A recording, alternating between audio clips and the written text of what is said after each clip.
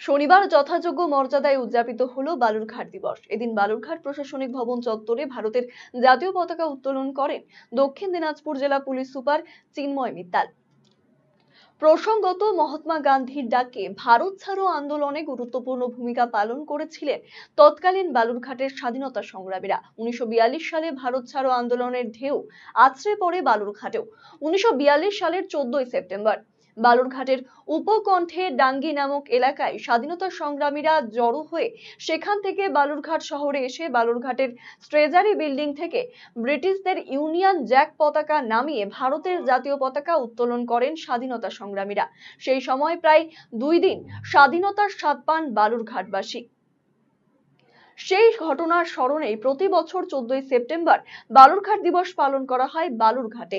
এদিন ডাঙ্গিতে শহীদ বেদিতে পুষ্পার্ঘ্য অর্পণ করা হয়। দক্ষিণ দিনাজপুরের প্রশাসনিক ভবন চত্বরে অবস্থিত তৎকালীন ট্রেজারি বিল্ডিং এর সামনে শহীদ বেদিতে মাল্যদান এবং জাতীয় পতাকা উত্তোলন করেন জেলা পুলিশ সুপার চিন্ময় মিত্তাল। বালুরঘাট দিবস উপলক্ষে একটি সাংস্কৃতিক অনুষ্ঠান করা হয় বালুরঘাটে। বালুরঘাট দিবস উদযাপন কমিটির পক্ষ থেকে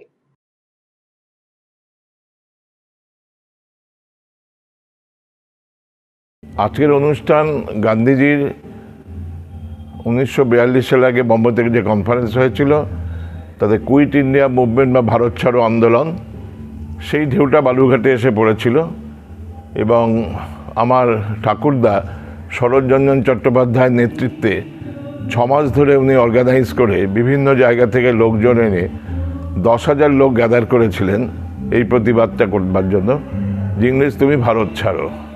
এবং তখন শুনেছি বালুরঘাটের সিটিজেন ছিল মাত্র 1800, অথচ শরৎরঞ্জনের নেতৃত্বে 10,000 লোক আশেপাশে জায়গা থেকে নৌকো করে নাকড়ি নদী পার হয়ে এসেছিলেন।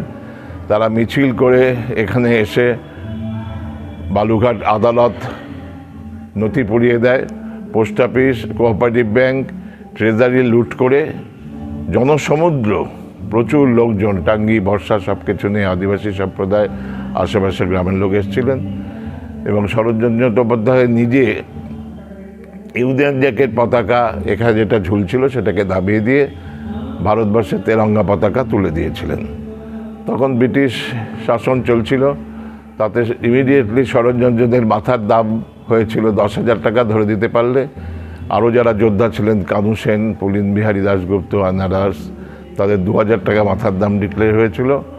এদের নির্দেশ ছিল, এদের কমিটির সিদ্ধান্ত হয়েছিল যে শরৎচন্দ্রকে কখনোই অ্যারেস্ট করানো যাবে না, তাহলে ওনার লিডারশিপটা সাংঘাতিক প্রশংসনীয় ছিল। তখন অন্তর্ধান করলেন শরৎচন্দ্র। এরপর যে ঘটনা, সে ঘটনার ক্রমে এসে আজকে আপনারা কি করলেন? আমরা সেই দিনটাকে শহীদ দিবস হিসাবে পালন করে কমিটির নাম দিয়েছি বালুরঘাট দিবস, যাতে পরবর্তী প্রজন্মের কাছে এই বার্তাগুলো যেতে পারে। তারা তো জানেন না, আমরাও যেমন আজকে করছি যে আজকে বার্তা আমাদের ছিল, আমরা ডাঙ্গি যেখান থেকে শরৎচন্দ্র শুরু করেছিলেন লোকের মিছিল, সেখানে একটা স্মৃতিসৌধ করা আছে, সেখানে এসপি সাহেবকে দিয়ে মালা দিয়ে আমরা ওখান থেকে প্রত্যেকবার মিছিল করে আসি। এবার পশ্চিমবঙ্গের আবহাওয়া একটু অন্যরকম বলে মিছিলটা করা হয়নি, আবহাওয়া খুব খারাপ, এমনিও প্রাকৃতিক আবহাওয়া। এখানে এখন ডিএম অফিসের কাছে এখানে এসেছি আমরা, এখানে শহীদ বেদিতে মাল্যদান হলো, এখন একটা ছোট্ট অনুষ্ঠান হবে, এগুলো জনসাধারণকে জানানো